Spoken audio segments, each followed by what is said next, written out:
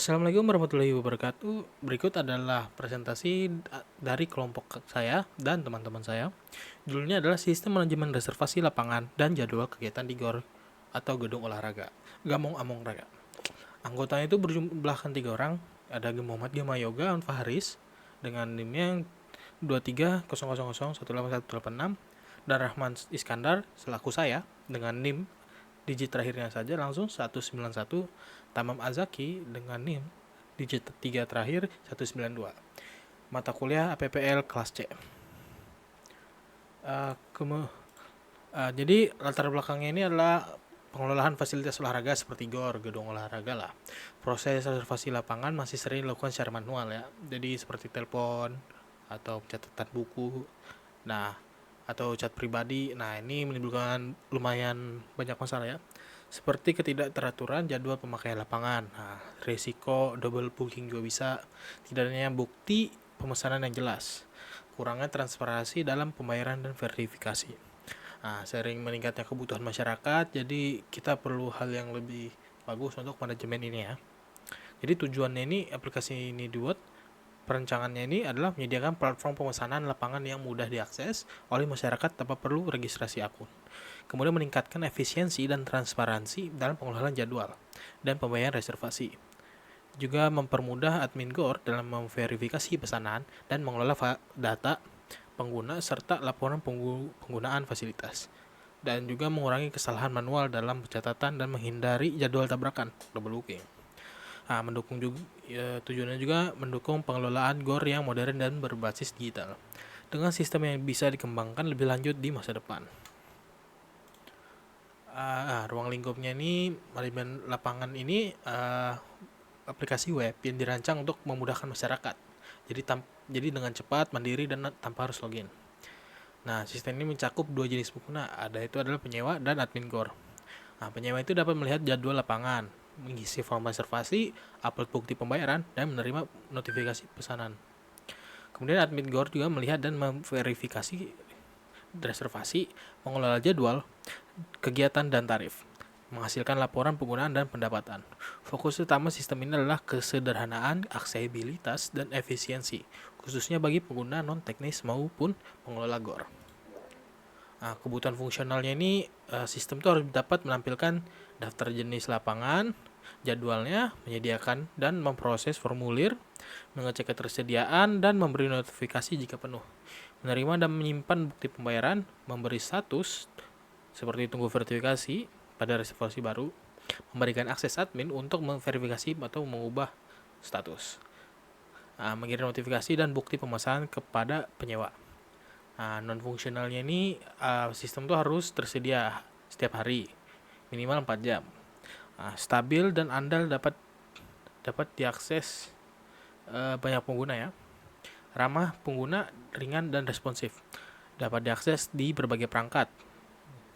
Dan juga menyimpan data minimal 1 tahun, memberikan respon cepat, aman dan sesuai hak akses pengguna, admin penyewa, menjaga kerahasiaan data pengguna, menggunakan bahasa Indonesia yang jelas. Selanjutnya pada bagian use case yaitu ada aktor. Ya, aktor itu penyewa melakukan pemesanan, melihat jadwal, mengisi data, mengunggah bukti bayar, mencetak bukti. Terus pada bagian sistem itu memverifikasi data, menampilkan jadwal dan mengirim notifikasi otomatis kepada penyewa. Terus juga di bagian admin itu mengelola jadwal, memverifikasi bukti pembayaran serta memantau seluruh reservasi. Terus fitur utama yaitu proses reservasi sederhana, cukup isi data, pilih jadwal dan unggah bukti. Terus pada admin dapat memantau dan memverifikasi semua aktivitas pemesanan. Juga pada sistem itu membantu memastikan tidak ada jadwal yang bertabrakan melalui validasi otomatis. Nah, selanjutnya pada bagian kelas diagram. Nah, entitas utama yang pertama itu jenis layanan. Itu mempresentasikan jenis layanan yang tersedia. Atributnya jenis layanan ID, nama layanan, deskripsi, tarif, durasi. Terus memiliki fungsi get detail layanan, terus juga update tarif, dan juga set durasi. Nah, kedua tuh ada penyewa. Penyewa itu kemungkinan pasien atau klien yang menggunakan layanan atribut nick, nama, nomor HP, email, dan alamat. Nah, fungsinya yaitu lihat jenis layanan, lihat jadwal, terus kredensial, terus buat reservasi, telah pembayaran, dan lain-lain. Nah, selanjutnya itu pada identitas ketiga itu reservasi, yaitu sistem booking atau reservasi layanan. Nah, atributnya itu reservasi ID, penyewa ID, jenis layanan ID, jadwal ID, tanggal reservasi, status, dan total biaya. Nah, fungsi-fungsinya itu ada buat reservasi, batalkan reservasi, update reservasi, dan hitung total biaya. Terus bagian jadwal, yaitu pengaturan jadwal layanan. Atributnya itu ada jadwal ID, tanggal waktu mulai, waktu selesai, status ketersediaan, jenis layanan ID. Terus fungsinya itu cek ketersediaan, update status, get jadwal tersedia. Nah, selanjutnya itu pada entitas fasilitas. Nah, fasilitas yang tersedia tuh atributnya itu ada fasilitas ID, nama fasilitas, kapasitas, lokasi, status ketersediaan. Terus fungsi-fungsinya itu ada ketersediaan, update status, get detail fasilitas.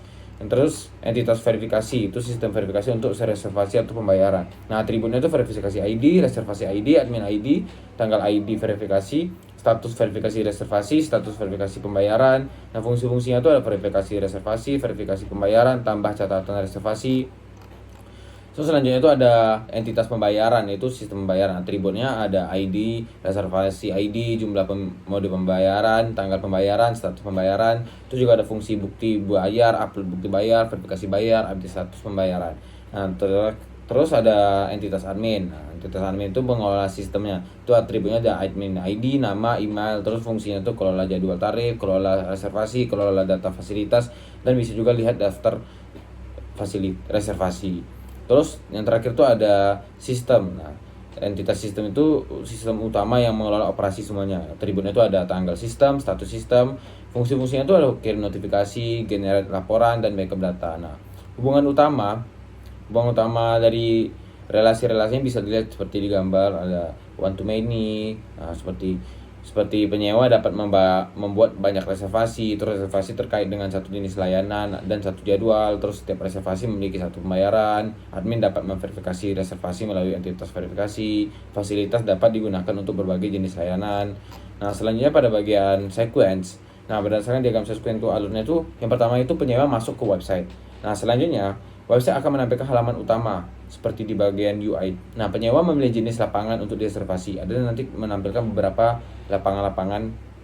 Nah, selanjutnya website menampilkan penyewa melihat jadwal lapangan. Apa saja jadwal lapangan yang tersedia. Terus website request ke sistem untuk data jadwal lapangan. Selanjutnya sistem mengirim data jadwal lapangan. Website menampilkan jadwal lapangan.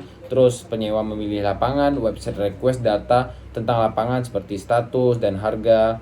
Nah, selanjutnya sistem mengirim data status dan harga. Setelah itu website menampilkan data lapangannya, data-data semua dari panjang lebarnya atau kosong atau tidaknya. Nah, selanjutnya untuk penyewa melakukan reservasi dengan mengisi data diri. Nah, penyewa itu bakal membuat atau memasukkan data diri untuk membooking. Nah, setelah itu data penyewa dikirim ke sistem oleh website. Nah, selanjutnya sistem mengakumulasi total harga yang harus dibayar. Website menampilkan halaman bayar, terus penyewa membayar dan upload bukti bayar di website tersebut. Terus data pembayaran disimpan ke sistem. Nah, selanjutnya itu admin mengecek apakah pembayaran yang masuk dan mengkonfirmasinya. Setelah terverifikasi, sistem mengirim bukti bayar dan reservasi. Nah, terakhir itu website menampilkan bukti bayar dan reservasinya, bukti bookingannya tersebut. Kemudian terdapat diagram activity. Di sini poolnya terdapat penyewa, admin, dan sistem.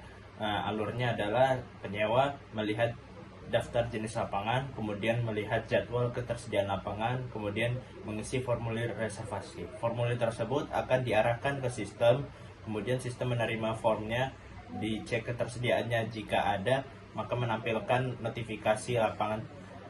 Jika ya, maka akan lanjut ke melakukan pembayaran. Kemudian jika tidak, akan menampilkan notifikasi lapangan tidak tersedia, kemudian disuruh untuk mengulang isi formulir reservasi. Jika ia tadi melakukan pembayaran, kemudian kirim bukti pembayaran, kemudian setelah dikirim bukti pembayaran, sistem akan menerima bukti pembayaran tersebut, kemudian menandai status tunggu verifikasi, kemudian melihat dikirim ke admin, melihat daftar pesanan, kemudian admin memverifikasi bukti pembayaran. Kemudian setelah diverifikasi, maka akan dikirim ke sistem dan sistem akan mengupdate status reservasi, kemudian menampilkan notifikasi reservasi berhasil. Kemudian notifikasi tersebut diterima oleh penyewa dan penyewa menerima bukti pesanan, kemudian selesai. Kemudian lanjut ke desain antarmuka atau UI.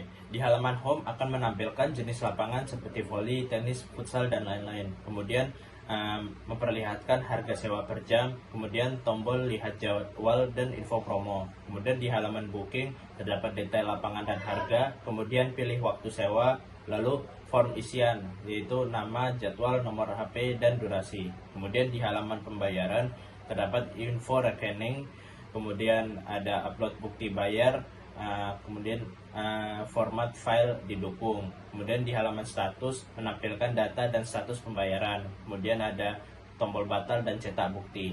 Kemudian di analisis UX-nya, desainnya kami buat konsisten dan responsif.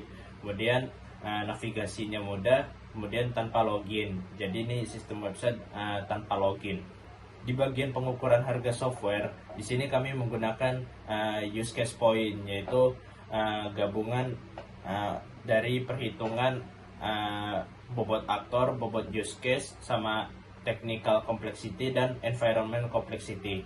Nah, di sini aktor weight itu dihitung dari bobot aktornya, yaitu ada penyewa, sistem, dan admin. Di sini penyewa memiliki kompleksitas yang kompleks, sistem memiliki kompleksitas simple, dan admin memiliki kompleksitas yang kompleks. Di sini kompleksitas ada 3, yaitu simple, average, dan kompleks. Simple bernilai 1, average bernilai 2, dan kompleks bernilai 3. Kemudian lanjut ke use case weight. Di sini kami memiliki 18 use case. Nah, di sini kompleksitasnya juga beragam, bobotnya juga beragam. Nah, di sini bobot totalnya adalah 130. Kemudian lanjut ke technical complexity factor. Di sini ada 13. Nah, masing-masing mempunyai nilainya, ratingnya. Kemudian di tiap technical complexity faktornya terdapat multipliernya sendiri. Misalnya sistem distribusi memiliki multiplier 2. Jadi nanti hasil bobotnya juga berbeda. Nah, di sini setelah dihitung totalnya adalah 34. Bobotnya menjadi 34. Kemudian di environment complexity factor di sini ada 8, juga sama seperti technical complexity sebelumnya. Di sini ratingnya 0 sampai 5, kemudian ada multipliernya sendiri per faktor. Nah, di sini setelah dihitung bobotnya adalah 17,5. Kemudian di bagian perhitungan, di sini UAW tadi total bobotnya adalah 7. Baru kemudian use case weight-nya 130. Nah, TCF itu perhitungannya menggunakan rumus tersendiri, yaitu 0,6 ditambah 0,01 dikali sigma keseluruhan bobotnya. Jadi di sini hasilnya TCF adalah 0,94. Kemudian ECF juga sama, ada perhitungan rumusnya sendiri. Di sini 1,4 ditambah minus 0,03 dikali keseluruhan bobotnya, jumlah keseluruhan bobot. Nah, di sini hasilnya ECF adalah 0,875. Kemudian UCP, nah di sini adalah gabungan dari actor weight dan use case weight. Nah, di sini 7 tambah 130 totalnya adalah 137. Nah, kemudian pada rumus akhir yaitu UCP di sini adalah jumlah dari perkalian UCP dikali TCF dikali ECF, yaitu 137 dikali 0,94 kemudian dikali 0,875. Hasilnya adalah 112,6825. Kemudian hours of effort itu estimasi total kerjanya gitu, jam yang dikerjakan gitu agar selesai.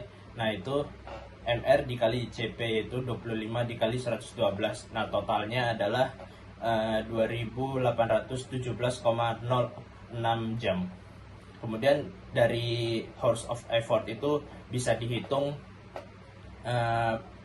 jumlah harinya dari berdasarkan jumlah jam kerja per hari, misalnya 8 jam per hari gitu.